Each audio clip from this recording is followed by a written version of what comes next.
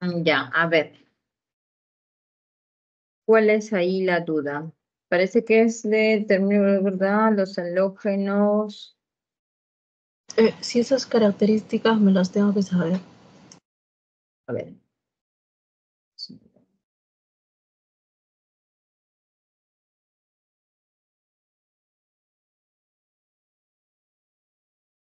Dice, los halógenos son un grupo particular, no son un grupo particular.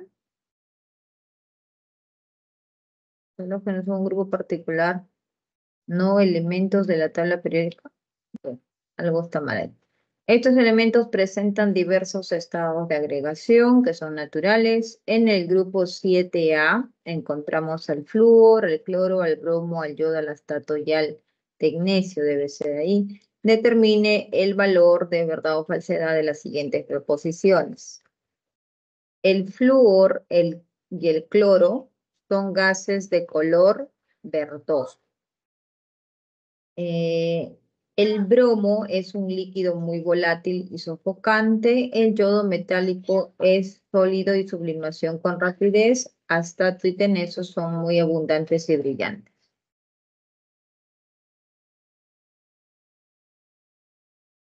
Aquí lo que tienes que hacer es relacionar con las fuerzas intermoleculares, ¿no? En realidad, los colores de los gases son muy conocidos, ¿no? El caso, por ejemplo, del gas es muy conocido. Entonces, imposible que tú puedas deducir el color con la fuerza intermolecular, ¿no? Entonces,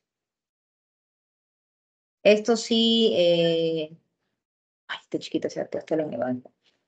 Ivanovich, ven. El color lo tienes que conocer si es que habría una pregunta referencia a él, a ellos, sí, tienes que saber de memoria, por así decir, porque es el cloro, ¿no? Eh, lo que sí, volatilidad, sublimación, ¿no? Brillos y todo lo demás, eso sí se analiza de las fuerzas intermoleculares, ¿no? Recuerda que mientras más masa molar se tiene, mayor tamaño es la molécula, entonces las fuerzas intermoleculares van a ser más grandes. ¿Te acuerdas que vimos el tamaño de en las clases de teorías había el flúor, el bromo, el yodo? Entonces, mientras mayor fuerza intermolecular, y si es mayor fuerza intermolecular, está relacionado con la viscosidad, está relacionado con la tensión superficial, el punto de ebullición, ¿no? Que son todos directos y lo único que es inverso es con la presión de vapor. Eh, entonces, solamente el primero es como que los colores de los gases, saberlo de memoria, ¿no? Pero los demás sí puedes deducir, no sé si los demás sí te queda claro. En el caso, por ejemplo, dice el astato y el teneso son muy abundantes y brillantes.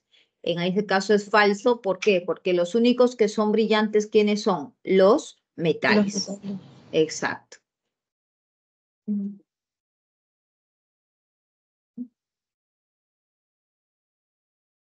¿Sí? ¿Te queda Profesor, claro, Ana? sí, sí. Todos los gases son de color No, verdoso. no. Solo el gas de cloro. El gas de bromo, por ejemplo, el líquido de bromo es medio marrón, ¿no? Entonces, por eso es, mm, solo que el cloro es uno de los gases que se utiliza bastante, ¿no? Por eso te decía que sí, se conoce porque es muy común que se trabaje en muchos ejemplos, en muchos ejercicios, ¿no? Pero no es necesario que te aprendas los colores. Lo que sí tienes que saber es la relación de las fuerzas intermoleculares, ¿no? Profesora, el enlace metálico y el enlace iónico creo que tienen altos puntos de fusión y ebullición. ¿Cuál es Sí, más fuerte? Oh, el enlace metálico.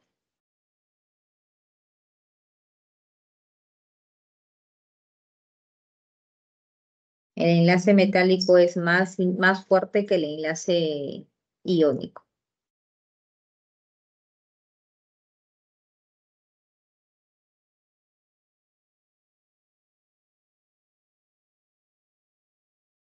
ya, esa sería mi duda.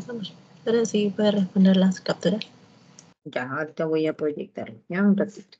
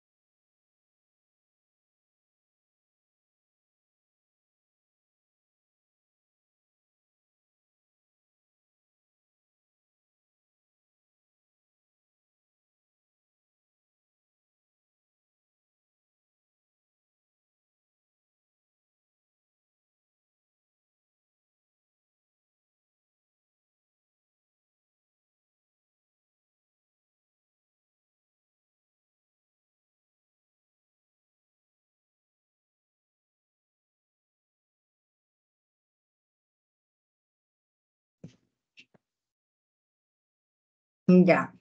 A ver, esta es del petróleo, ¿no? Aquí tienes dudas en todos los enunciados.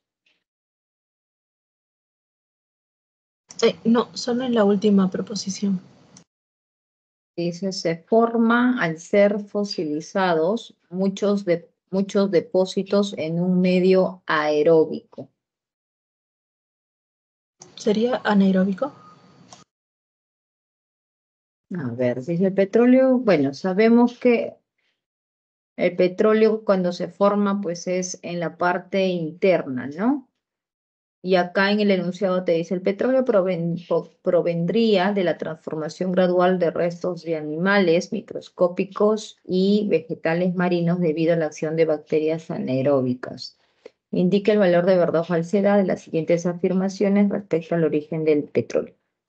Y dice, se forma al ser fosilizados muchos depósitos en un medio aeróbico. No, pues entonces eso sería falso, ¿no?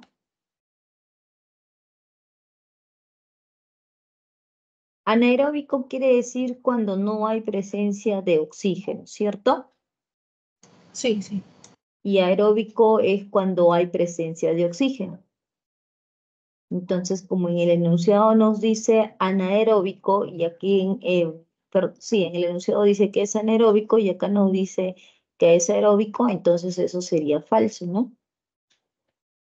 ¿Sería avión, Miss? A ver, su formación se debe a la descomposición, sí, correcto. Los restos depositados en el subsuelo se conservan a altas presiones, sí, eso también es correcto. Sí sería la letra A, avión. Esto sería correcto, correcto, y esto es falso.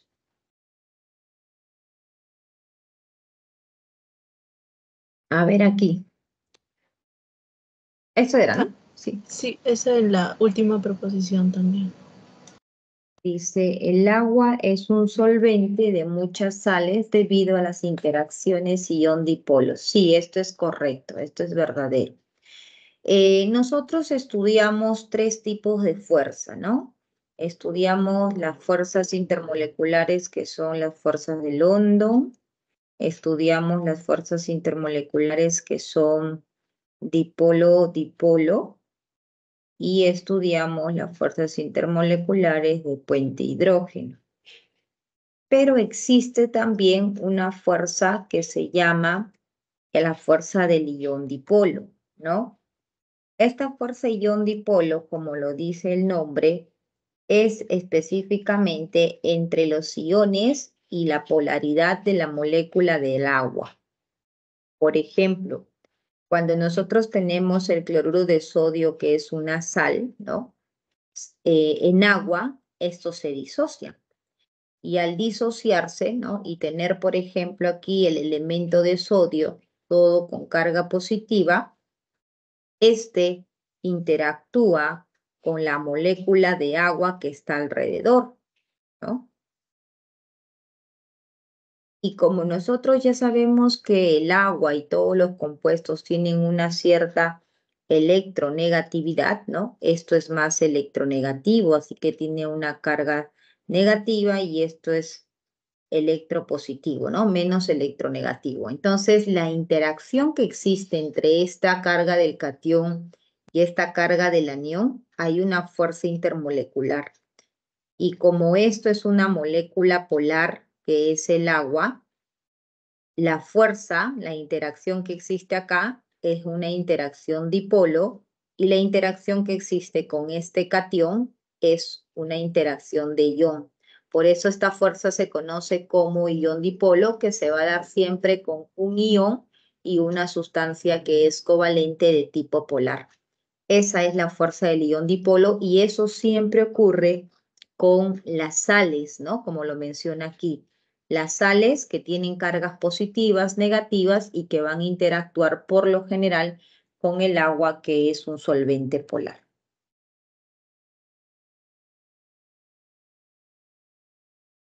¿Correcto, Ana? Sí, Miss, y las propiedades como la viscosidad, el punto de ebullición, ¿también cumplen con el ion dipolo? Claro. pero recuerda que las que van a determinar sus propiedades físicas es la fuerza predominante, ¿no? Y en este caso, cuando nosotros hablamos de un líquido, ¿no? De una solución, toca observar quién es la fuerza de mayor intensidad, ¿no? En este caso, por ejemplo, hemos visto que las más débiles eran Londo, de ahí dipolo-dipolo, después de puente hidrógeno, que era la más intensa, ¿no? Y solo en el caso de sales vamos a tener esta interacción ion-dipolo. Entonces, cuando nosotros analizamos los solventes, que son por lo general compuestos covalentes, vamos a tener solo las tres fuerzas, ¿no? Dependiendo de la polaridad de la sustancia.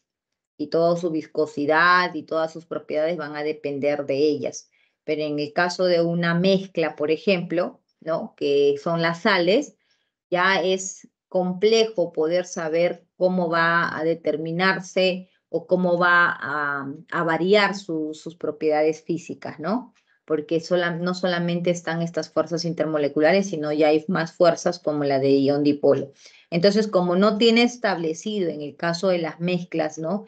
Esas propiedades así como una secuencia, mira, mayor, mayor esto, porque hay otras fuerzas más que van a estar interfiriendo. Por esa razón es que las preguntas cuando les realizan de las propiedades físicas son en base o en torno solamente a solventes, ¿no? A lo mucho les puedan preguntar, así como este enunciado 3, ¿no? Sobre el ion dipolo, que es la interacción entre un ion y las moléculas que son polares. Pero sí, todas las propiedades físicas van a depender de las fuerzas intermoleculares, ¿ya? Sí, gracias. En esta pregunta, la viscosidad es una propiedad de los líquidos definida como la resistencia a fluir. Si esta propiedad tiene relación con las fuerzas intermoleculares, seleccione la opción que presenta las características de las moléculas de líquidos con viscosidades elevadas. Ya. ¿Qué es lo que nosotros tenemos que recordar? A ver. ¿Cómo varía la viscosidad, Ana, con las fuerzas intermoleculares? Directamente proporcional.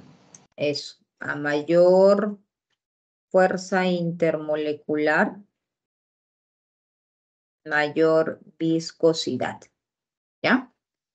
Entonces dice, y mientras mayor sea la molécula, por ejemplo, acá tenemos una molécula pequeña de masa molar baja, esta sería más grande y esta sería aún mayor. Entonces la fuerza intermolecular también aumenta aumenta la masa molar, ¿no? Aumenta la fuerza intermolecular con la masa molar. Dice, en forma de esfera, dice, selecciona la opción que presenta las características de las moléculas de líquidos con viscosidades elevadas. Para que tenga viscosidad elevada, entonces tenemos que observar cuál de esas condiciones la fuerza intermolecular va a ser mayor, ¿no? En forma de esferas que no interactúan unas con otras. Entonces, si no hay interacción, no hay fuerzas intermoleculares, ¿no? Si no están interactuando. Lineales, largas y rígidas que no pueden doblarse y enredarse. Entonces, pues, más o menos aquí son lineales, más o menos estructuras de esta manera, lineales, ¿no? Podemos hacer de esta manera, lineales, largas, rígidas, ¿no? Rígidas quiere decir así duras, ¿no? Que no pueden doblarse y enredarse. Ya, vamos a ver. Por aquí estaríamos relacionando que a mayor longitud, mayor masa molar, entonces podría ser una opción de respuesta porque su fuerza intermolecular va a ser elevada. En forma de esferas y con fuerzas intermoleculares débiles. Entonces esto no, ¿verdad? Porque la condición para que la viscosidad sea alta es que la fuerza intermolecular sea bastante elevada también. Y si me dicen que son débiles, entonces ya me están hablando de fuerzas intermoleculares bajas. Largas y flexibles que sean capaces de enredarse entre sí. Entonces aquí, largas y prácticamente de esta manera. Entonces, pregunto, esto sería la opción B y esto sería la opción D. ¿Dónde vamos a tener mayor viscosidad? ¿Dónde va a haber, dónde crees tú, Ana, que va a haber mayor fuerza intermolecular? En B, la más larga. Ambas, en la opción B y en la opción D, te dice que son largas, ¿no? Son, solo que en la opción B te dice que son, no se van a doblar. Entonces, las únicas interacciones que podríamos encontrar sería con las moléculas que se puedan aproximar a toda esa cadena. Pero si en la D dice que son flexibles y se enredan entre sí, nos hace recordar a una proteína, ¿no? ¿Te acuerdas la estructura de las proteínas? Las proteínas cuaternarias son estructuras súper complejas. Y si nosotros recordamos las fuerzas que existen en las proteínas cuaternarias, hay fuerzas de dipolo-dipolo, fuerzas de London, fuerzas de puente hidrógeno, ¿no? Entonces, por lo tanto, donde encontraríamos mayor fuerza intermolecular sería en la opción D. Y al tener mayor fuerza intermolecular, mayor viscosidad.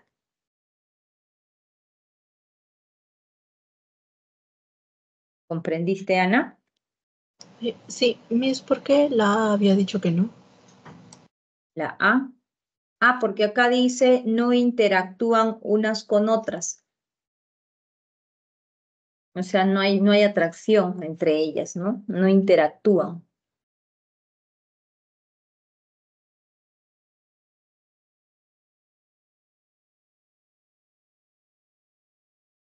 ¿Claro en esa pregunta? Sí, solo que me genera duda la... La A. Ajá, la... Pero en la A es clara porque dice que no hay interacción, o sea, tienes una molécula en forma de esfera, tienes otra molécula en forma de esferas, pero entre ellas no hay interacción. Entonces, si no hay interacción, prácticamente está despreciando las fuerzas intermoleculares. Ay, ay, ay. O sea, no habría fuerza intermolecular entre ellos. Exacto, exacto. No hay fuerza intermolecular, ¿no? Asume que es, no tiene, entonces por lo tanto su viscosidad pues no va, va a ser prácticamente baja, ¿no? Sí, ya entendí. Ya. Y aquí en la 96 dice, el volumen definido de un líquido se relaciona directamente con las fuerzas de atracción entre moléculas. Si la presión de vapor a 20 grados Celsius del etanol es 43,9 y del éter etílico es 442,2, se puede afirmar que ya. Entonces nosotros ya sabemos que a mayor fuerza intermolecular tenemos mayor tensión superficial,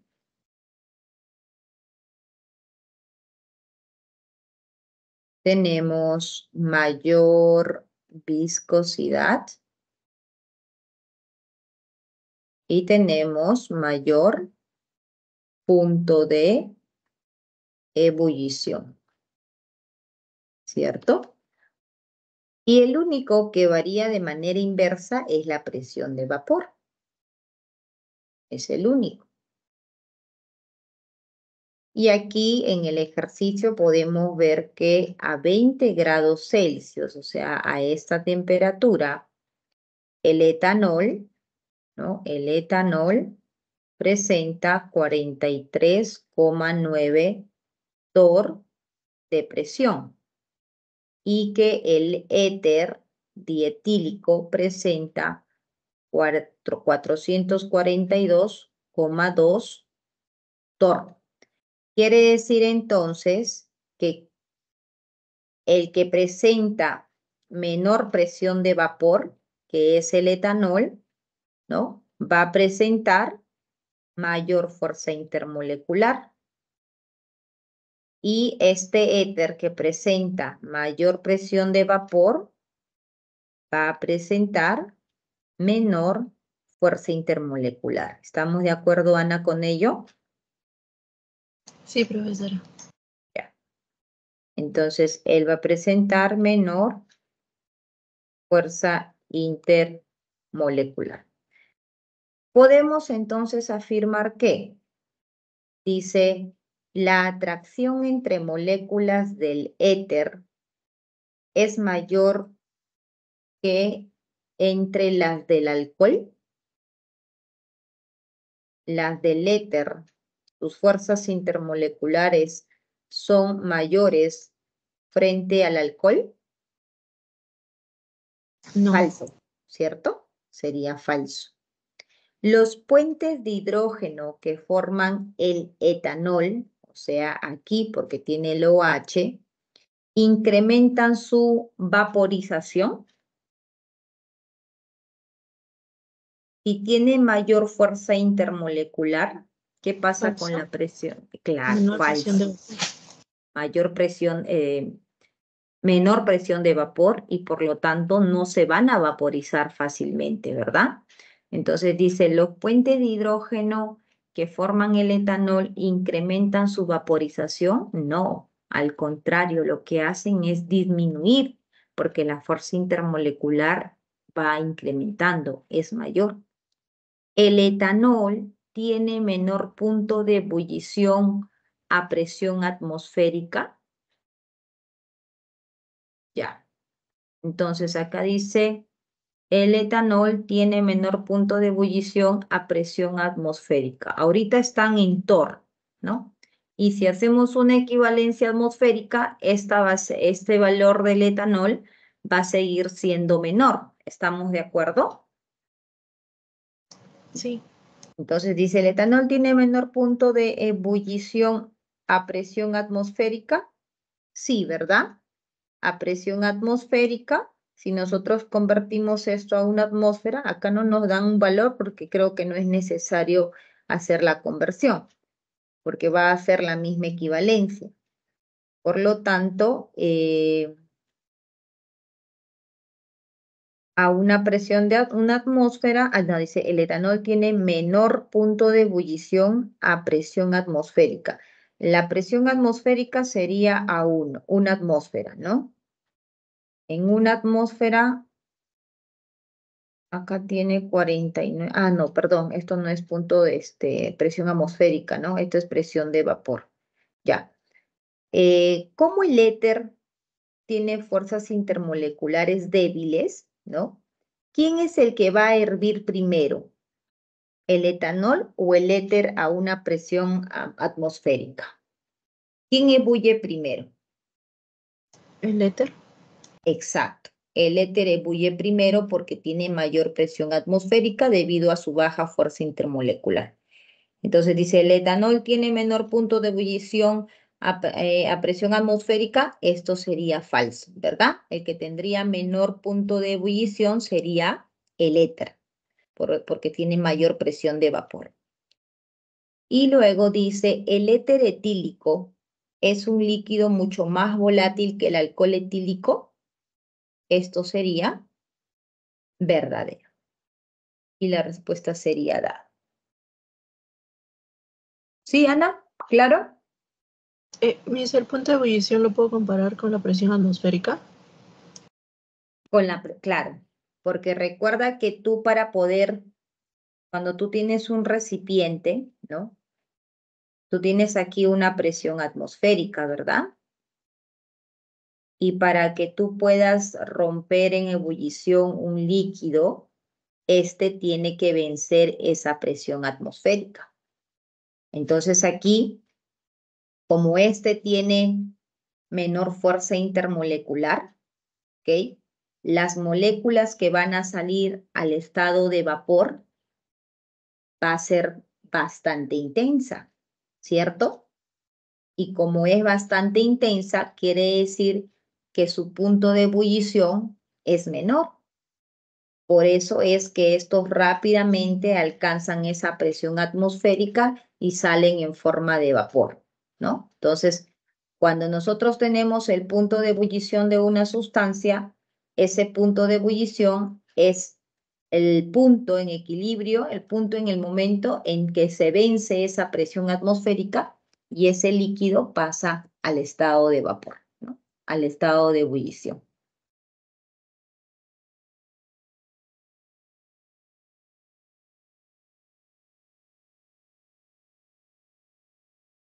¿Me entendiste, Ana? Sí, Miss, ya está claro. Gracias. Listo. A ver, continuando con Einer. A ver, ¿cómo estás, Einer? ¿Cómo se cumple el octeto en los iones?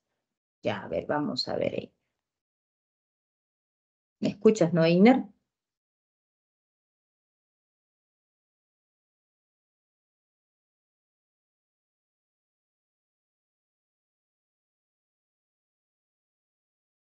Ya, perfecto.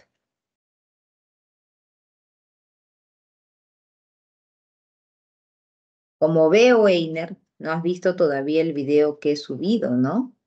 Ahí explico cómo es que se analiza en los compuestos iónicos, ¿no? Por ejemplo, en la pregunta, ¿qué pregunta era de clase? Creo que era la pregunta número 2 de clase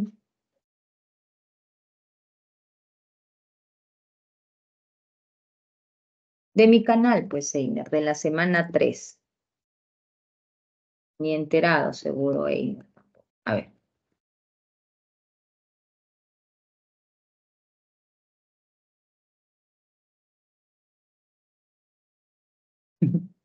Ahí está. Es exactamente, ¿no? Ahí está la semana 3, Einer, que se ha subido. Y en la pregunta 2, ¿no? Que se tiene, ¿qué elemento tenemos allí? ¿Qué compuesto? El óxido de calcio, sí, el óxido de calcio, ¿no? En la pregunta 2.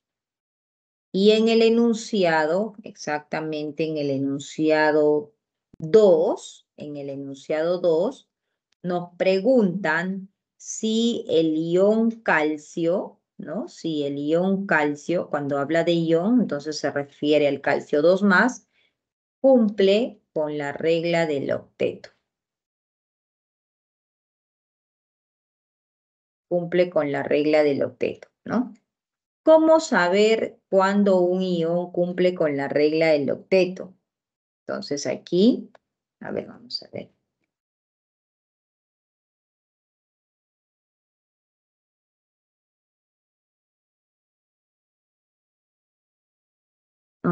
Einer está aquí.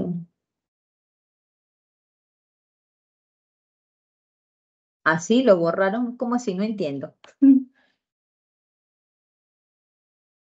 Así dice, profesora. Bueno, igual cuando yo mando el link tiene que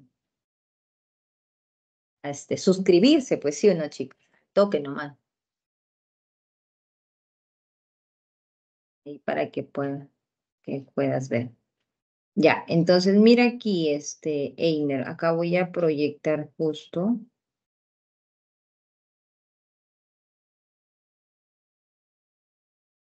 en la semana 2, perdón, la semana 3, en la pregunta número 2, ¿no?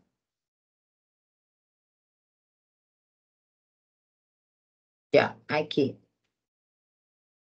Es justamente la pregunta, ¿no? ¿Cómo yo puedo saber que calcio, que un ion calcio va a cumplir con la regla del octeto? Nosotros para ello tenemos el número atómico que estamos viendo acá, que es 20. Con esa información del número atómico, uno realiza la configuración electrónica 1s2, 2s2, 2p6, 3s2, 3p6 y 4s2. Y cuando el calcio pierde sus dos electrones, lo hace del último nivel, ¿no? Lo hace del último nivel, que es el 4s2, y pierde sus electrones de ese último nivel y nos quedamos con el tercer nivel. Y en el tercer nivel, al contar los electrones, que son allí 2 del 3s y 6 del 3p, son 8 electrones, ¿no? Y por esa razón es que decimos que el calcio sí estaría cumpliendo con la regla del octeto. Entonces, para poder ver si un ion cumple con la regla del octeto, yo tendría que hacer la configuración. Esa es la forma de observar, de darnos cuenta si estaría cumpliendo o no con la regla del octeto. ¿Sí? ¿Me entendiste?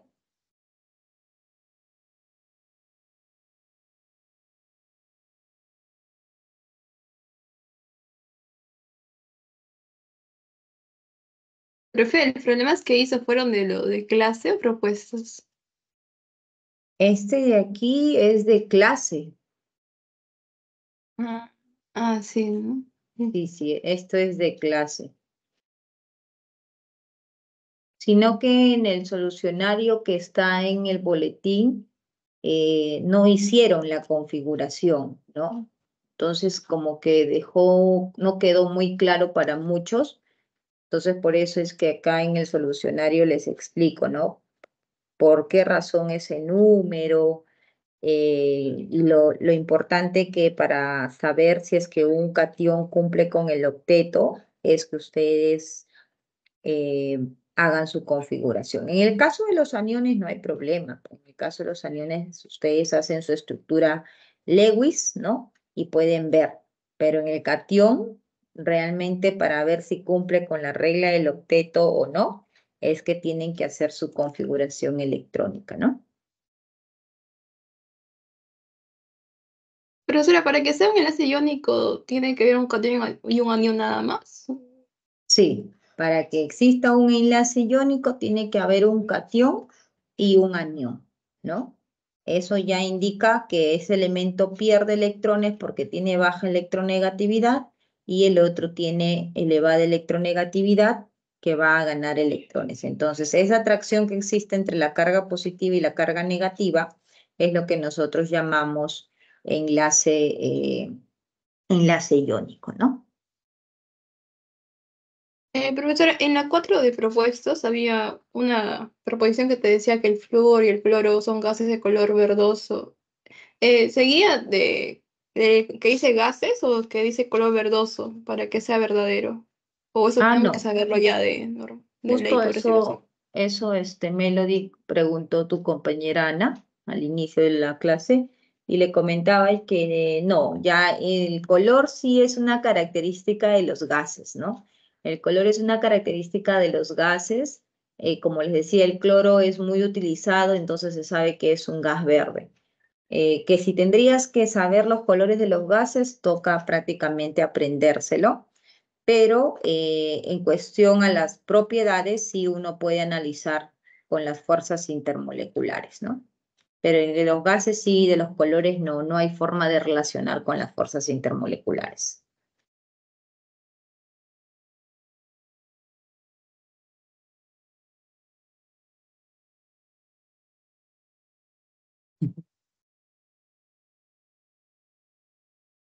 No, sí te puede, o sea, Einer, los colores difícil, pero sí las fuerzas intermoleculares, ¿no? La relación sí, los colores no, porque es algo más memorístico, ¿no?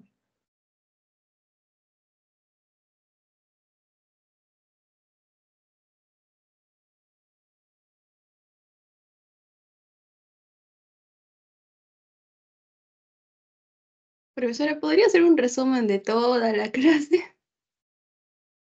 A ver. Es que, profesor, algunos aquí, nuestros profesores son un poquito. interesantes. A ver, vamos a ver. Sí, yo quería que usted sea mi profesor. Vamos a ver. Pero sí, a ver, no he visto todavía si han subido la semana 3 en la pre. Lo suben los jueves, creo, profesora. O los miércoles, tal vez. No sé. Ah, ok. A mí lo eliminaron, ya no está sus videos. Ah, ¿de dónde? ¿De mi página? No, de otro no No. oficial. ¿De dónde? ¿De dónde? Sigamos, ¿En su grupo de WhatsApp o qué? En la pre sí está, en la pre están ahí porque la pre sube de todos los profesores.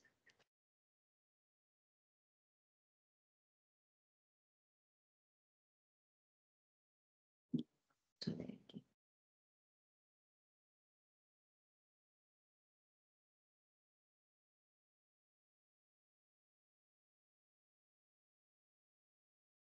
A ver, Einer lo elimina.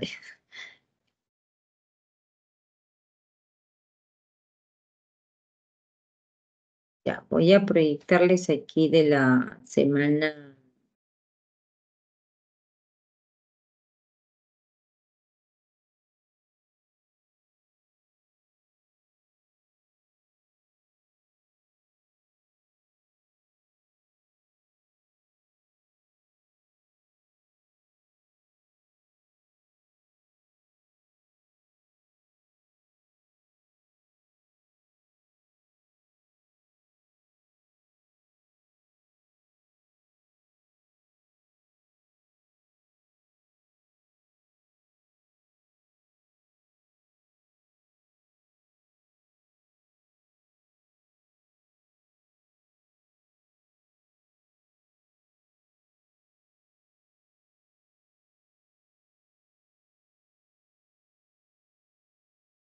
Ya, acá están en diapositivas, a ver.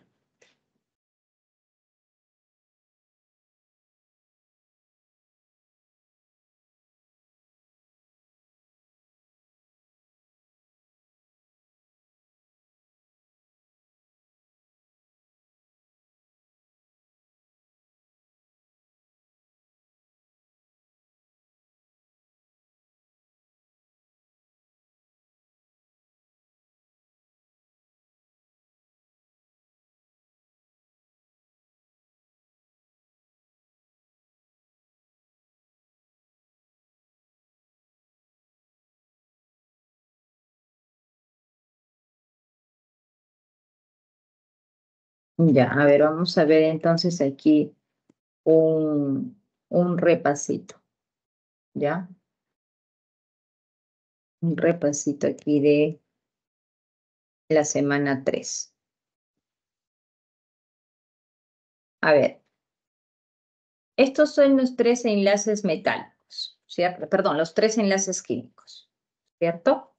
El enlace iónico, el enlace metálico, el enlace covalente y por lo general el enlace iónico va a ser entre metal y no metal, el enlace metálico va a ser entre metal y metal y el enlace covalente va a ser entre un no metal y un no metal, ¿no? Entonces, esto es de manera general, existiendo algunas excepciones que también lo hemos visto en clase, ¿no? Como por ejemplo el berilio, que con el cloro, a pesar que es un metal y un no metal, esos son enlaces de tipo covalente. Y otra manera de observar que estamos frente a un compuesto iónico, metálico o covalente es la variación de electronegatividad. Si nosotros tenemos la variación de electronegatividad menor a 1,9, eso es covalente, mayor a 1,9, eso es iónico, y si es aproximadamente 0, ya casi hemos colocado hasta 0,5, ¿no? Ese valor va a ser correspondiente a un enlace metal. Los valores de electronegatividad a ustedes sí les van a dar de dato, ¿no? No necesitan aprenderse todo de memoria. Aquí el sodio, por ejemplo, es 0,9, el cloro es 3, y para determinar esa diferencia de electronegatividad, solo se tendría que hacer una resta y observar que ese resultado es 2,1. Comparo aquí con estas variaciones y observamos que ese cloruro de sodio estaría teniendo o estaría presente un enlace iónico, ¿no? Por ser mayor a 1,9. Entonces son los criterios que debemos de tomar en cuenta para poder determinar qué tipo de enlace se está formando, ¿ya? La regla del octeto, como ya ustedes saben, es que cada elemento tenga 8 electrones, ¿no? El elemento que no cumple con la regla del octeto, por ejemplo, es el hidrógeno, ¿no? Uno de los elementos. Entonces, cuando yo tengo un compuesto, por ejemplo, aquí el HCl, el cloro tiene 7, 2, 4, 6, 7, y el hidrógeno solo tiene 1. Entonces, en este, por ejemplo, tetrafluoruro de carbono, que tiene 4 flúors y un carbono, aquí esto cumple con la regla del octeto, porque si observamos, los electrones de valencia del flúor son 7, más 1 que está compartiendo del carbono son 8. Entonces, eso es la regla del octeto, ¿no? El carbono tiene 4, más los 4 que está compartiendo son 8. Entonces, este compuesto, puedo decir que sí cumple con la regla del octeto, ¿no? Sí cumple con el octeto. Sí cumple el octeto. Pero la estructura que estamos viendo aquí no cumple con el octeto.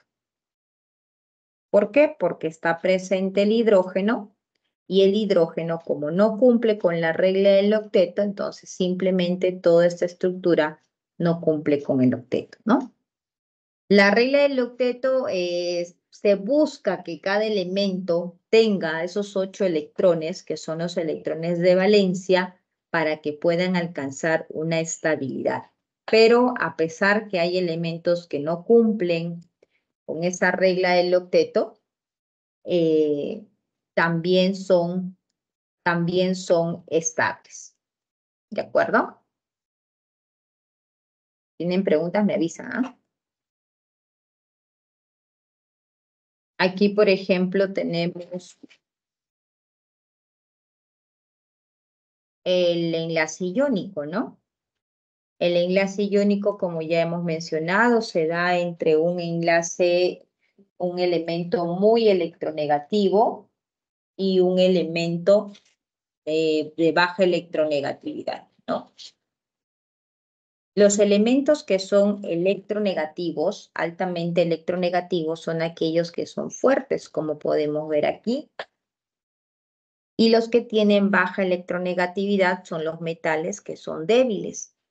Y por lo tanto, este metal, como es débil, ese metal va a perder su electrón y va a formar un catión. Y el otro elemento, que es el no metal, que es fuerte, tiene alta electronegatividad y va a robar sus electrones al metal. Y esto es un anión. Entonces, aquí nuevamente podemos observar que la variación de electronegatividad es mayor a 1,9, y lo cual nos indica que eso sería un enlace iónico entre el catión de sodio y el anión cloruro, ¿no? Y esta es la forma de representar el enlace iónico, con los puntitos, colocando quién es el que gana el electrón y quién es el que pierde el electrón, ¿no? Que sería el catión y el anión. Propiedades de los compuestos iónicos. Sólidos cristalinos. ¿Qué quiere decir que sean sólidos cristalinos? Que tienen las estructuras bien ordenadas. Los átomos están ordenados. Miren aquí que representa el sodio, cloro, sodio, ¿no? Cloro, sodio, cloro. Todo está bien ordenadito. Entonces, cuando los átomos están distribuidos de manera bien ordenadita, a eso llamamos sólidos cristalinos. Son frágiles, se fracturan, ¿no? Se rompen con facilidad. Ejemplo de ello, la sal de cocina, ¿no? Todos tienen en su casa la sal de cocina. Entonces, si ustedes toman un poco de sal y lo presionan entre 2 cucharas, por ejemplo, van a ver que estos fácilmente se van a fracturar, ¿no? Se fracturan, se van a quebrar. Ahora, puntos de fusión. La sal, por ejemplo, tiene un punto de fusión de 800 grados Celsius. Es bastante alta comparada con otros compuestos, como el caso de los enlaces covalentes. Y eso es debido a sus fuerzas que van a presentar, ¿no? A las fuerzas intermoleculares. Acuérdense que las propiedades físicas son con las fuerzas intermoleculares. En el estado sólido son malos conductores, pero cuando esta sal, ¿no? O estos compuestos iónicos se funden, van a encontrarse líquidos o también se van a encontrar en forma acuosa, si es que nosotros colocamos esto, por ejemplo, cloruro de sodio líquido, eso es fundido, que es muy diferente cuando decimos cloruro de sodio acuoso. Eso quiere decir que tiene agua, ¿no? Pero en ambos casos, ya sea fundido o ya sea acuoso, nosotros vamos a tener la presencia del ion cloruro y del ion sodio y del anión cloruro, ¿no? Y este catión y este anión, que significa que gana y pierde electrones, lo que van a hacer es que exista un flujo de electrones y al existir un flujo de electrones, ese flujo de electrones va a generar que se prenda aquí esa energía, ¿no? Por lo tanto, por eso decimos que son excelentes conductores cuando tenemos soluciones que tienen iones, ¿no? Pero si están en el estado sólido, simplemente no van a conducir, no son excelentes conductores. Eso ocurre con las propiedades de los compuestos iónicos. Profesora, disculpen, eso de iónico, hubo uno donde estaba el sodio y el cloro. Ese puntito rojo que estaba ahí era el que gana el cloro, ¿no? Del sodio. En Está en la diapositiva anterior. claro. Hay un punto rojo. Ajá, Este puntito rojo es el electrón del sodio que ha perdido. Exactamente. Ujú. En el caso de los enlaces metálicos, ¿no? Como ya hemos mencionado, eso se da entre metales. Aquí, por ejemplo, tenemos una lámina de cobre, ¿no? Esta lámina de cobre está formada por muchos átomos de cobre y ustedes saben que los metales tienden a perder electrones, por eso es que se cargan de manera positiva porque forman cationes, ¿no? Por eso cada átomo aquí están observando que tiene su carga positiva. Catión, catión, porque perdió sus electrones. ¿Y dónde están sus electrones que ha perdido? Aquí están. Estas rayitas negativas que están viendo son los electrones que se están perdiendo. Y esos electrones están en constante movimiento, por eso ustedes pueden ver la flechita, puede estar aquí, luego puede estar aquí, luego puede estar aquí. Ellos no es que están girando en torno a un solo átomo, no. Ellos están en un movimiento descontrolado, caótico, ¿no? Y por esa razón se conocen como electrones deslocalizados. Y ustedes saben que los electrones tienen carga negativa y que los cationes que se están formando presentan carga positiva. Y es esa atracción que existe entre el positivo y el negativo donde se va a formar ese enlace que se conoce como enlace metálico, ¿no? ¿Y por qué se le llama la teoría del mar de electrones? Se llama de esa manera debido a que estos electrones, que fueron los que perdieron los metales, los átomos de cobre, están en constante movimiento como si fuera el agua, por ejemplo, de un mar, pues, ¿no? ¿Cómo está el agua en el mar? Va, viene, va y ven, ¿no? Entonces todo desordenado, lo mismo ocurre en la parte del enlace metálico. Entonces por ello lo asemejan y llaman la teoría del mar de electrones, ¿ya? Entonces esa fuerza de atracción que existe entre esos electrones deslocalizados y esos cationes que presentan carga positiva es lo que está formándose, lo que llamamos enlace metálico. Los enlaces metálicos son sólidos, los metales, todos conocemos oro, cobre, plata, hierro, a excepción de un metal que se encuentra en el estado líquido, que es el mercurio.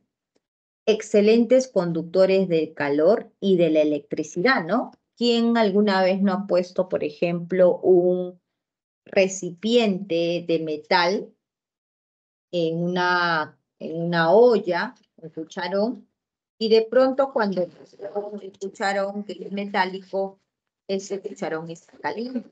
¿Por qué ocurre? Ah, un metal, ¿no?, se ha calentado debido a que esos electrones que están deslocalizados son los que se han encargado de, de, de transportar ese calor, ¿no? Y por eso ese cucharón metálico se calienta, ¿no? O cualquier material que sea metálico. No podemos colocar un alambre en los enchufes porque sabemos que nos podemos electrocutar, ¿verdad? ¿Y eso por qué? Porque el metal presenta electrones libres deslocalizados, que esos electrones son los responsables justamente de que exista esa transferencia de calor, transferencia de energía. Los metales presentan maleabilidad, que va a ser la capacidad que tiene para formar láminas, y presentan ductibilidad, que es la capacidad que tienen para formar hilos. Y por ahí habían preguntado, ¿no? ¿Cómo es el punto de fusión, por ejemplo, de los metales? Si recordamos en la diapositiva anterior, el punto de eh, el punto de ebullición de una sal era 800. Sin embargo, aquí, si observamos el punto de fusión, por ejemplo, de un metal, está por encima de los 1000 o muy cerca a los 1000, ¿no? Entonces, presentan elevados puntos de fusión, elevados puntos de ebullición, ¿no? Así es, Einer. En realidad, lo que nos mata no es el voltaje, ¿no? ¿Qué es lo que nos mata? A ver, cuando uno pega, uno agarra corriente, ¿no? Como lo acabo de mencionar, lo que mata es la intensidad, ¿no? En física, eh, ustedes van, no sé si ustedes van a llevar física. ¿Ustedes qué van a estudiar ustedes? ¿Algo de ciencias, ingenierías o ustedes son de medicina también creo que lleva física, pero los de letras no llevan física, creo, ¿no? Yo recuerdo que en el laboratorio de física 1, los tres van a la misma carrera, la competencia. ¿A qué van? Siempre me olvido yo. Van a medicina, creo ustedes, ¿no? Ah, ya, ¿eh? Entonces sí van a llevar física en la universidad. Eh, Ahí está, desviando la gente, y no. Eh, en la universidad van a llevar física, ¿no? Por ejemplo, yo recuerdo que íbamos al laboratorio y habían unas bolas así cargadas, grandes, unas bolas cargadas, y uno se acercaba y los cabellos, todos los cabellos, nuestros cabellos se paraban, ¿no? Por la energía y todo. Y dentro de uno de esos experimentos que hacíamos en el laboratorio, nos tomábamos de la mano así unas 10 personas y ahí íbamos, nos colocábamos alrededor alrededor, sí, alrededor de una bola y había el compañero que agarraba una punta de donde pasaba la corriente, ¿no? Y luego al otro compañero, ¿no? Agarraba la otra punta para poder cerrar el circuito, ¿no? Exacto, ajá. Y nos ponían voltaje, ¿ah? No nos ponían corriente, sino nos mata la corriente, ¿no? La intensidad mata. Creo que la intensidad de casa, si no me equivoco, es 1,5 o 2, si es que no me estoy equivocando, ¿no? De amperaje. Y es suficiente, creo que, para poder matar a una persona. Pero lo que nosotros nos colocaron en la universidad fue voltaje, ¿no? Han visto en los juegos, estos lugares, estos centros de juegos así, ¿cómo se llama este lugar? Donde van bastante los niñitos, como el Coneipad, ¿no? Hay un gorila que tienes que agarrarlo, los dos mangos metálicos, y mientras más soportes, ganas más tickets. No sé si han visto esos juegos. ¿No? ¿No han visto esos juegos? Ay, Einer, no lo sé si a Susanita y Gucci le han metido corriente, pues no lo sé. Dicen, ¿no? ¿Qué será? Pues uno no sabe realmente. No, pues imagínate. No, yo creo que hasta ahorita, Melody, ahí sí hay centros así donde juegos, ¿no? Donde agarras ahí los dos mangos, porque uno justamente tienes que agarrar los dos para que se cierre el circuito, pues, ¿no? Y pasa voltaje. Y en realidad lo que te está ahí moviendo el cuerpo puede ser el voltaje, ¿no? O inclusive en algunos programas, por ejemplo, estos programas no sé si ustedes han visto HH, ¿no? Yo he visto que también hacen estos tipos de juegos, ¿no? A los participantes les hacen agarrar ahí un mango y cuando responden mal, ¿no? Con sus juegos, un mango, les pasa voltaje, ¿no? Les pasa voltaje. No, de HH de Jorge Luna con el otro muchacho, no me recuerdo su nombre, ¿no? Es, ¿cómo se da la electricidad en las neuronas? Vi algo de cambio de... Claro, por ejemplo, nuestro organismo, nuestro cuerpo, nuestro sistema nervioso es pues todo así con cargas, ¿no? Son mandos que uno que manda al cerebro y el cerebro desde ahí es que tiene conexión, ¿no? No soy experta, no conozco mucho, pero sí, todo eso ocurre pues justamente con las cargas que tiene nuestro organismo, ¿no? Bueno, entonces, regresando a la clase, chicos, regresando a la clase, el voltaje, ¿no? Uno toma ahí ese voltaje y es lo que siente que cuando sientes que todo tu cuerpo te está pasando como corriente, ¿no? Pero en realidad no es la corriente, sino es el voltaje que uno está experimentando, ¿no? Entonces los compuestos metálicos van a presentar elevados puntos de fusión, ¿no? Ebullición, fusión.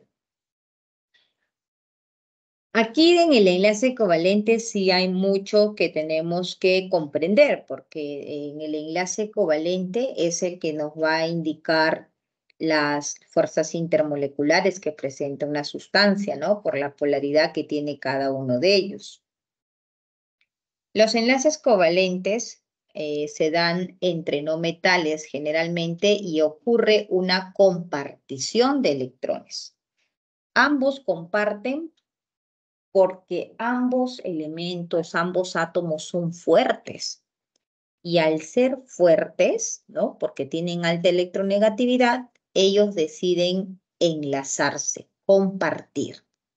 Aquí, por ejemplo, observamos que el oxígeno tiene sus 6 electrones de valencia en su último nivel, 2, 4, 6, 2, 4, 6, ¿no?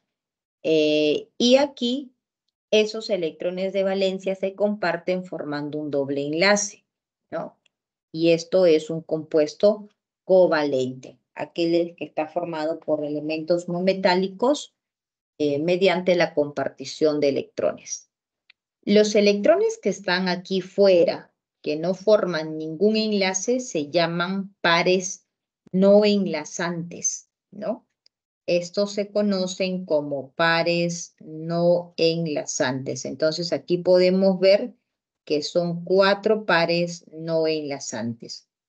Y los que sí se están enlazando, que son estos dos, vienen a ser 2 pares enlazantes, que son los que sí están formando enlace. Sus propiedades de las sustancias covalentes. Los compuestos covalentes van a estar presentes en los 3 estados de agregación. Por ejemplo, el azúcar es covalente en el estado sólido. El agua es un compuesto covalente, se encuentra en el estado líquido. Y aquí, por ejemplo, este es el gas de dióxido de nitrógeno, ¿no? Es un gas medio marrón. Por lo tanto, cuando nos preguntan cuáles son los estados de los compuestos covalentes, vamos a ver que se encuentran en los 3 estados, ¿no? Son sustancias moleculares, es decir, están formadas por moléculas y generalmente tienen baja temperatura de fusión y ebullición, ¿no? Recordamos, en algún momento han colocado azúcar tal vez en una olla, ¿no? ¿Qué pasa cuando colocamos azúcar en una ollita? A una baja temperatura, ese azúcar comienza a fundirse, ¿cierto? Y si nosotros colocamos elevada temperatura al azúcar, así es Melody, ¿qué va a ocurrir? Ese azúcar se va a quemar, va a pasar a formar carbón, porque se rompen muy rápido esos enlaces, ¿no? Esas fuerzas. Y son aislantes, quiere decir que no conducen la energía eléctrica, ¿no? ¿Por qué? Porque como son covalentes, estos no tienen cargas positivas o negativas que vienen a ser los del catión, los del anión, como si está presente en el enlace iónico, ¿no? En el enlace iónico sí, son excelentes conductores porque forma catión, anión y esas cargas van a permitir el paso de electrones, pero aquí no. Por eso decimos que son pésimos conductores. Ahora, la clasificación de los covalentes según su polaridad. ¿Qué tenemos que saber? El compuesto covalente puede ser un covalente puro polar, apolar, o puede ser un compuesto covalente polar. ¿Cuándo decimos que es un covalente apolar? Generalmente vamos a decir cuando tenemos elementos iguales, ¿no? Yo tengo elementos iguales y como son iguales, la variación de electronegatividad es igual a 0. Entonces yo digo, la molécula de hidrógeno es un covalente apolar. Pero cuando tengo elementos diferentes, ¿no? Como el hidrógeno y el ion cloruro, por ejemplo, el átomo de cloro aquí, van a compartir sus electrones, no es un ion aquí porque acá hay un enlace covalente. La variación de electronegatividad es diferente de 0, ¿cierto? Porque son de diferente electronegatividad. Por lo tanto, cuando esa variación de electronegatividad es diferente de 0, generalmente mayor, vamos a ver que eso corresponde a un enlace de tipo covalente polar, ¿ya? Entonces, de esa manera nosotros ya podemos saber si estamos frente a un enlace polar o si estamos frente a un enlace apolar. Ya, enlace, porque más adelante vamos a ver cuando se habla de molécula, que es diferente. ¿Ya? Aquí solamente tienes que ver si los dos elementos son iguales, por ejemplo aquí, si los dos elementos son iguales, entonces este enlace es un enlace apolar, ¿no? Así de sencillo. ¿Qué hay, chicos?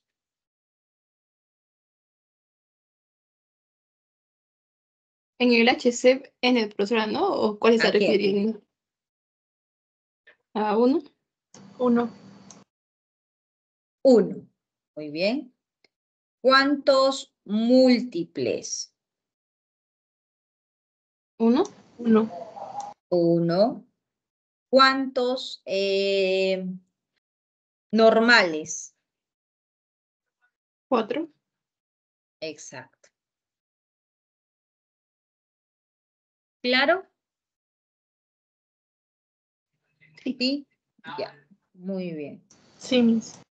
Ya, listo. ¿Qué pasó con la grabación? ¿Se detuvo y se volvió a grabar? Ya. Y aquí algunos ejemplos donde se tiene que analizar, ¿no? Los electrones de valencia de cada uno de los átomos para poder deducir si es que se está formando un enlace simple o un enlace dativo, ¿no? Siempre que nosotros veamos que si compartimos electrones y sumamos, ¿no? Y estos exceden a la regla del octeto y es un elemento que no tiene octeto expandido, entonces es una señal de que esas estructuras presenten enlace dativo, ¿no? Entonces siempre hay que ver ello. Primero, observamos cuántos electrones de valencia tiene cada átomo, ¿no? En el caso, por ejemplo, del hidrógeno, él está en el grupo 1A, entonces tiene un puntito. En el caso, por ejemplo, del fósforo, el fósforo está en el 5A, tiene 5 puntitos. En el caso del azufre, está en el grupo 6A, él tiene 6 puntitos, ¿no? Que son los electrones de valencia que se estarían representando de ese modo. Entonces, yo tengo que garantizar que la estructura que se va a formar entre ellos tengan, ¿no?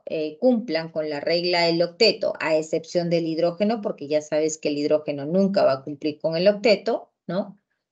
Y tengo que ver que cada uno mantenga sus propios electrones. Entonces, haciendo ese análisis, se tiene que el ácido fosfórico presenta un enlace dativo coordinado y el ácido sulfúrico aquí presenta 2 enlaces dativos coordinados, ¿no?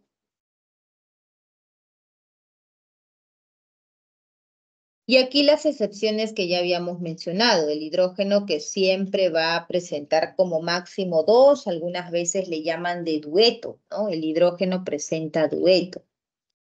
El berilio es un átomo muy pequeño y en este caso, por ejemplo, hay una excepción que el berilio, que es un metal, y el cloro, que es un no metal, a pesar, miren que ellos son metal con no metal, no vayan a decir que son compuestos iónicos, ¿no? Ellos van a ser compuestos covalentes.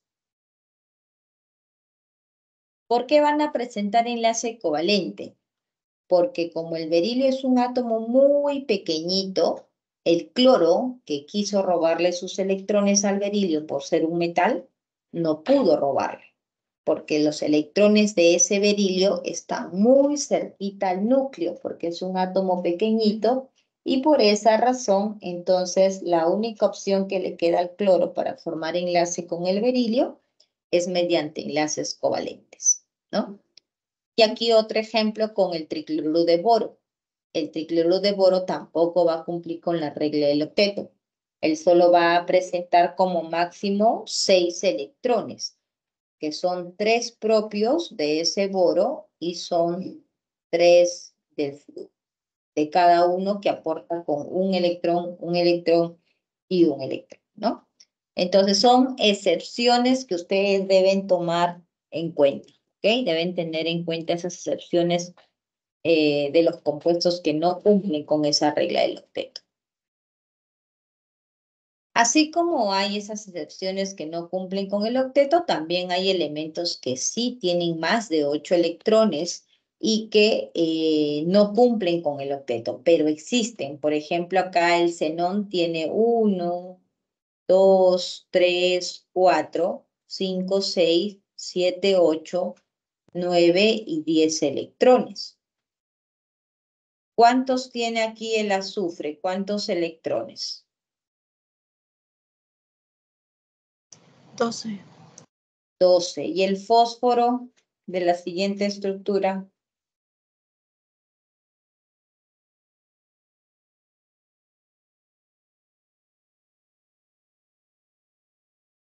10. 10, ¿verdad? 10, porque esas líneas que ustedes están viendo de diferente manera simplemente son representaciones, ¿ya? Igual están representando a un enlace. Son 10 electrones. ¿Qué pasó? ¿Por qué no tiene 8 nada más? Ah, porque son estructuras, excepciones, ¿no? Que a pesar que tienen más, ellos son estables de esa manera. Y eso se le conoce como octeto expandido, ¿ya? Eso es el octeto expandido, o sea que tiene más de 8. Muy bien. Entonces, hasta aquí sería con respecto a los enlaces y ahora nos toca entender sobre las moléculas, ¿no? ¿Qué es una molécula? H2O, agua. Esto es una molécula. Es la unión de dos o más elementos, ¿no? Formado por enlaces que pueden ser enlaces iónico, enlace covalente, que puede ser los no metales, ¿no? Los no metales que van a tener los electrones compartiendo, ¿ya? Entonces, moléculas, usamos ese término para los compuestos que presentan enlace covalente. Y vamos a tener moléculas que son apolares y moléculas que son polares. Una molécula apolar, ¿no? Una molécula apolar es aquella que el átomo central no tiene electrones. Acá vamos a colocar, ¿no? El átomo central no tiene electrones, ¿no? Electrones libres vamos a colocar. Y que presenta simetría. ¿Qué quiere decir que presente simetría? Que si nosotros trazamos aquí un planito, ¿no? O un espejo, lo que está a la derecha es igual a lo que está a la izquierda. Entonces, quien cumpla esas dos condiciones, eso es una molécula simétrica. Y por lo tanto, es apolar. Ahora, cuando yo trazo un plano imaginario, A es diferente a B. Los opuestos son diferentes. Entonces, al ser una molécula asimétrica, esto sería una molécula polar. Y otro criterio para darnos cuenta es cuando ese átomo central tiene electrones libres.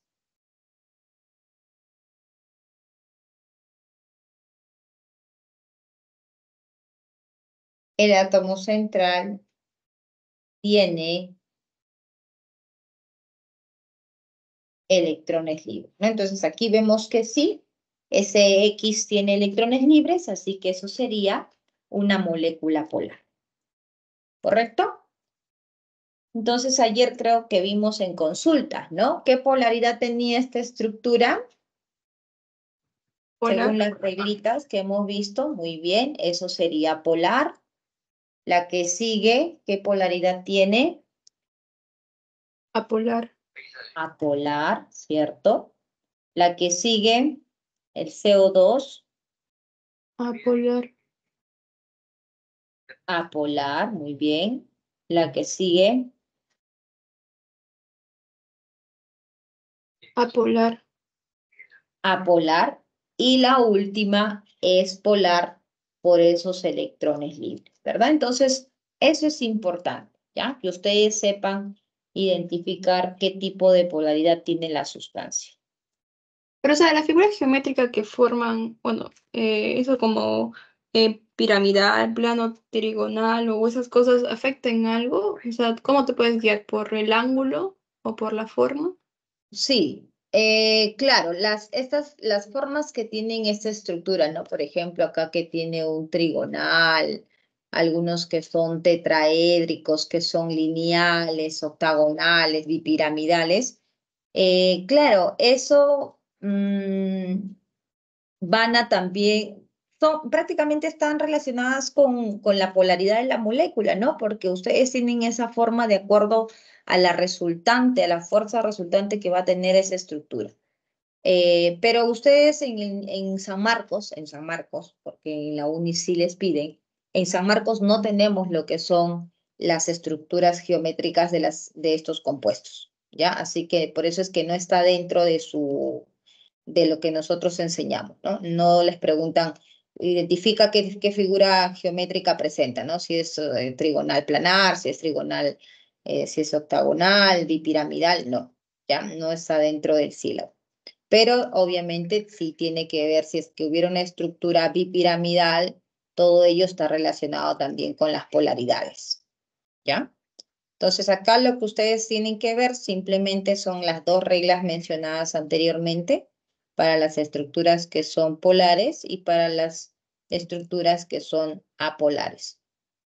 Claro, en la CEPREUNI sí, en la CEPREUNI dentro de sus clases ellos tienen un tema de geometría molecular, ¿no? Ese tema se llama geometría molecular y es porque efectivamente así es. Ellos sí tienen en su sílabo ese tipo de preguntas, ¿no? En el caso de nosotros no, no está dentro del sílabo, ¿ya? Profesora, averiguó Sí. el temario de este ciclo para química. Cierto, ¿no? Quedamos en que iba a haber ese temario.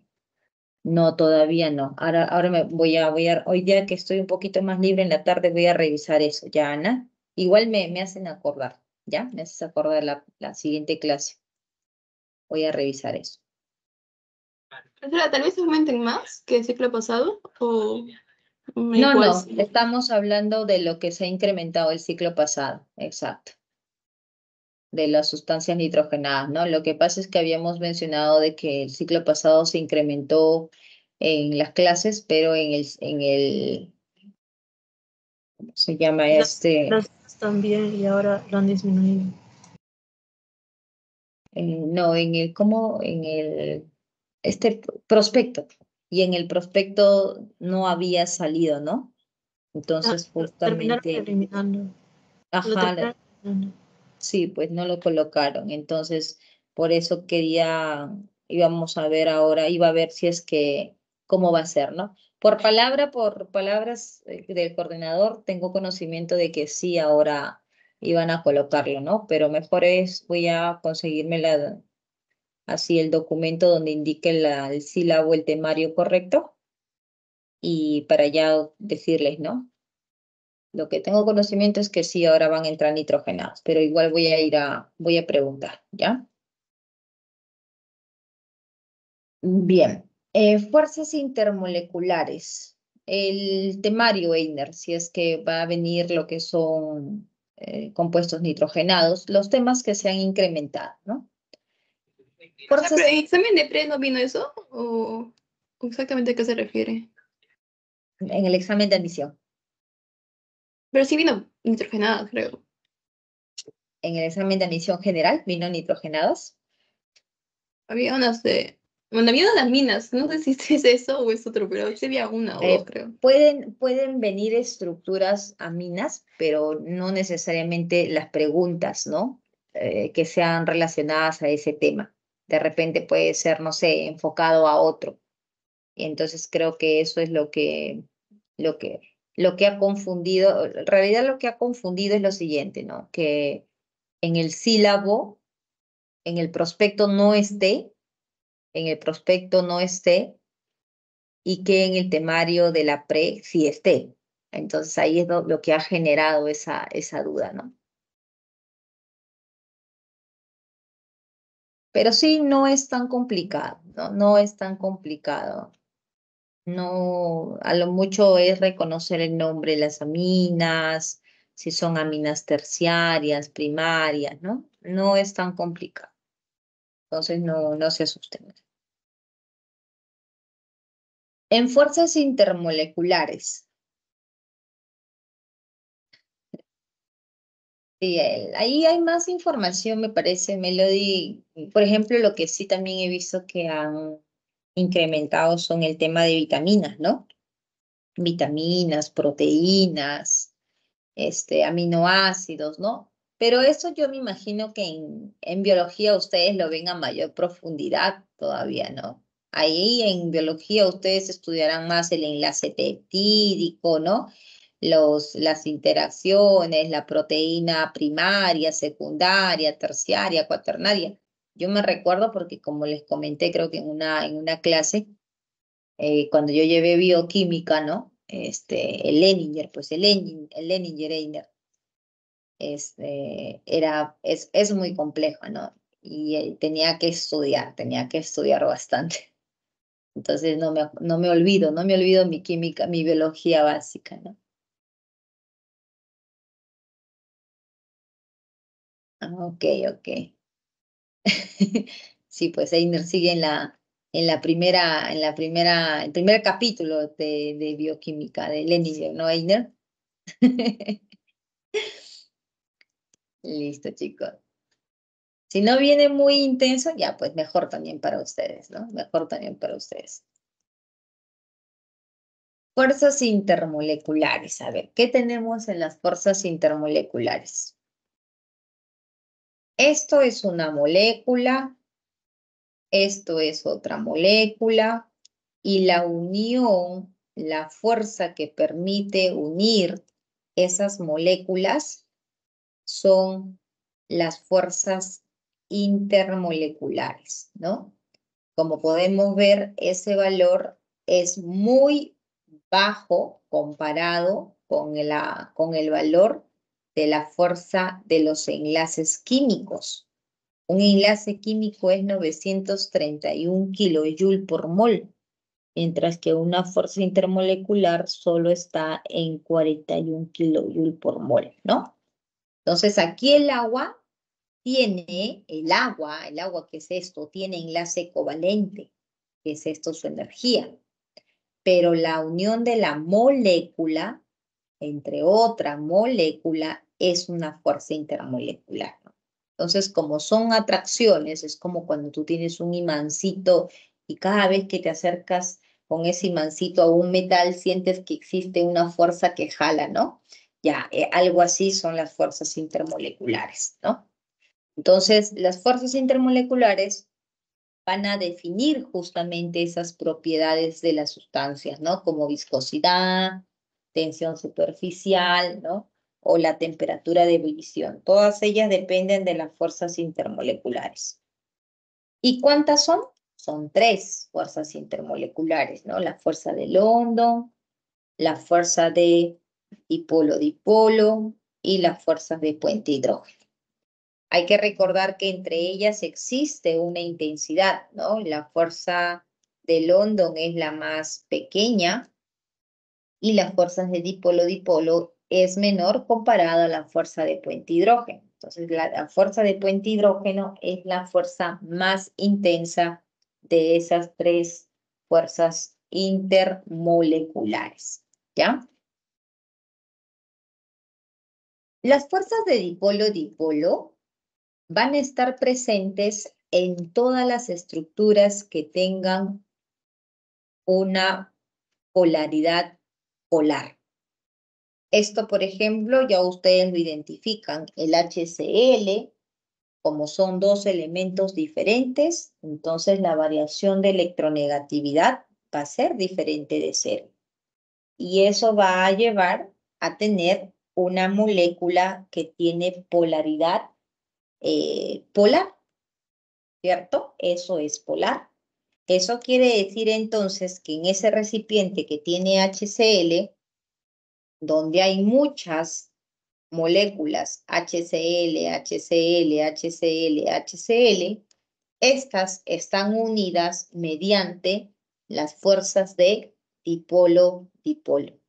¿Por qué están unidas mediante las fuerzas de dipolo-dipolo?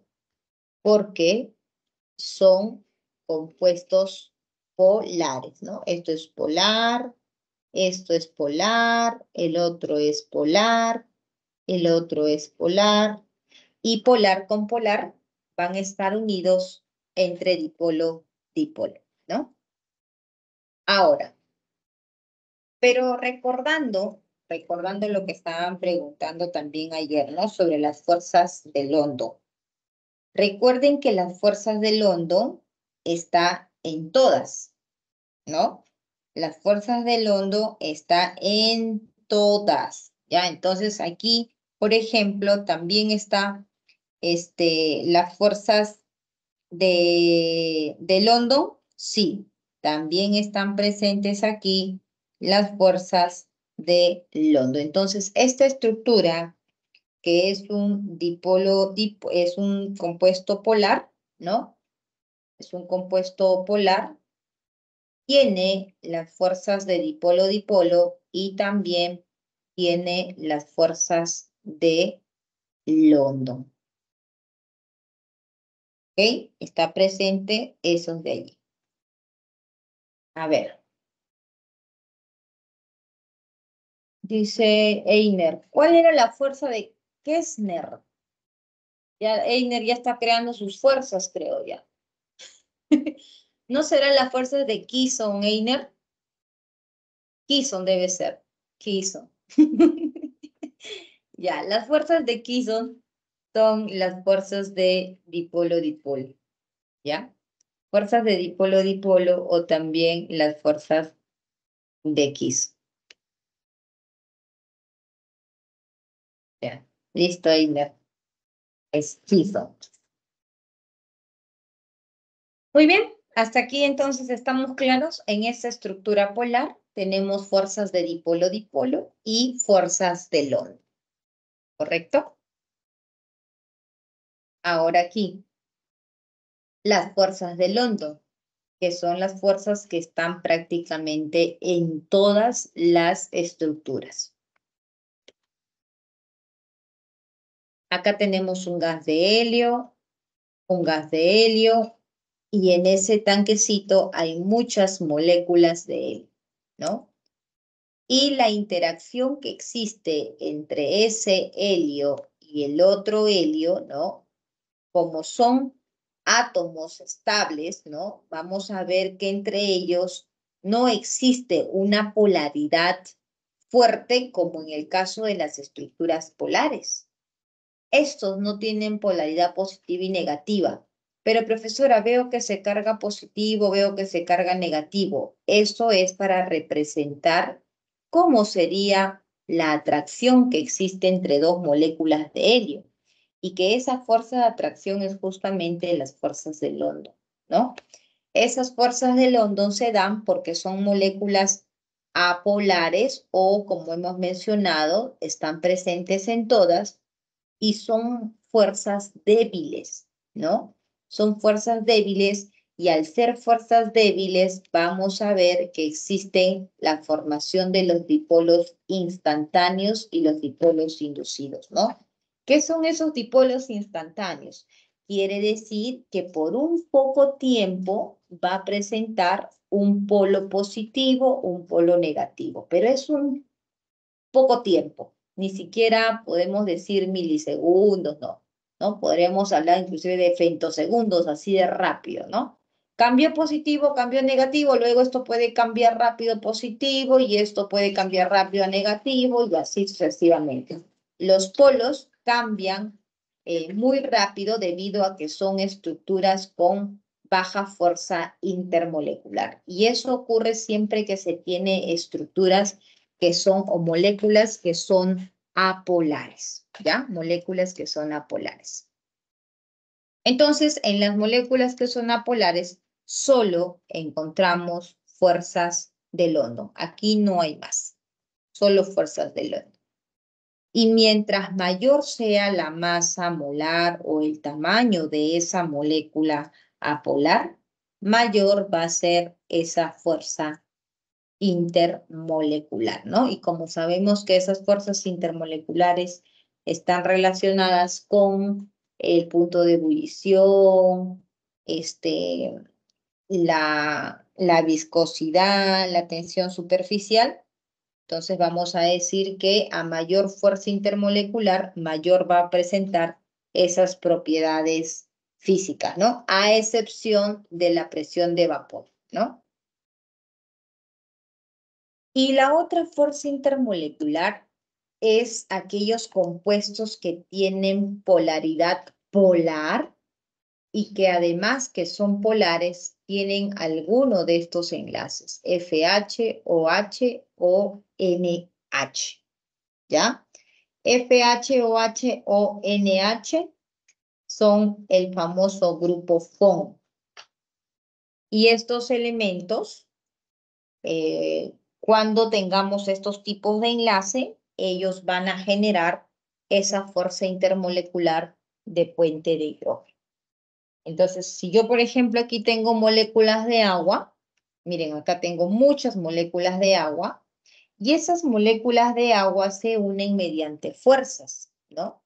Esas fuerzas, como veo que el agua tiene enlace OH, entonces, además, es una estructura polar, yo digo, ¿cuáles son las fuerzas que están presentes? La que siempre está en todas, que es London, por ser polar, presenta fuerza de dipolo-dipolo y por presentar el enlace OH, él tiene fuerzas de puente de hidrógeno.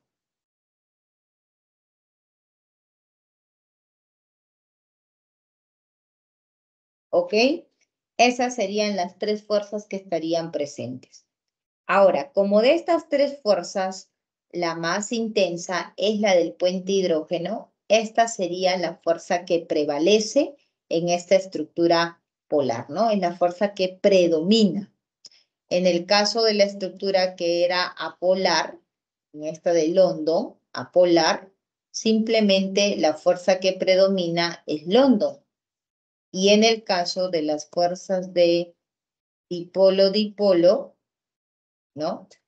Los compuestos que son polares, pero no tienen el grupo FON, miren, no tienen ni FH, ni OH, ni NH, simplemente son polares, las fuerzas que predominan son las fuerzas de dipolo, ¿ya? Entonces, eso hay que tener claro. Y ya con eso, ya ustedes pueden resolver todo lo que es en función a las propiedades físicas de los líquidos, ¿no? De ebullición, fusión, presión de vapor, volatilidad, ¿no? Porque está relacionado con ello, ¿no? Y ahí es donde ustedes ya, ahí es ahí, revisan sus ejercicios, ¿no? Para poder medirse básicamente cómo están con respecto a toda la información que han recibido, ¿no? Eso sería, chicos, prácticamente el resumen de esta semana 3, ¿no? ¿Quedó claro? Sí, profesora, gracias. Listo. Entonces ahí ya está también en la semana 3 en el YouTube. Pueden revisarlo si tienen alguna duda. Si tienen alguna pregunta también pueden hacerlo ahí. Profesora, en el mar de electrones es donde están los electrones muy juntos entre sí. Exacto, sí, los átomos están muy juntos. Eso es correcto. Profesora, ¿se diría que están deslocalizados o también que están vibrando o algo así?